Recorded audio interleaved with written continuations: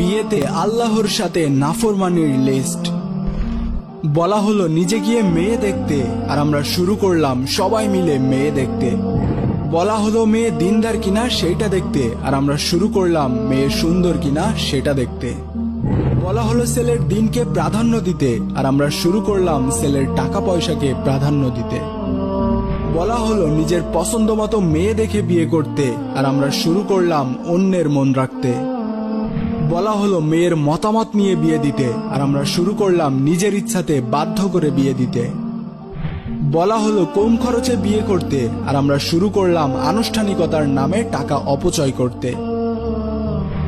বলা হলো মসজিদে যেয়ে বিয়ে করতে, আর আমরা শুরু করলাম সেন্টারে শুটিং করে বিয়ে করতে।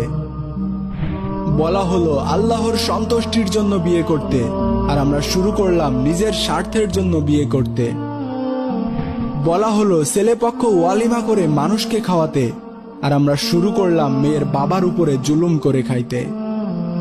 বলা হলো স্ত্রীর মোহরানা পরিশোধ করতে, আর আমরা শুরু করলাম যৌতুক নিতে। বলা হলো দ্রুত বিয়ে করতে, আর আমরা শুরু করলাম পিছিয়ে বিয়ে করতে।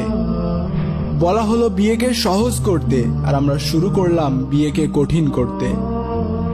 বলা হলো নতুন বউকে দেখে দোয়া করতে, আর আমরা শুরু করলাম হাতে টাকা ধরিয়ে দিতে। বলা হলো স্বামীকে সম্মান করতে, আর আমরা শুরু করলাম নিজের ইচ্ছাতে নিয়োজিত করতে। বলা হলো স্ত্রীকে ভালোবাসতে, আর আমরা শুরু করলাম শালীর সাথে মিশতে।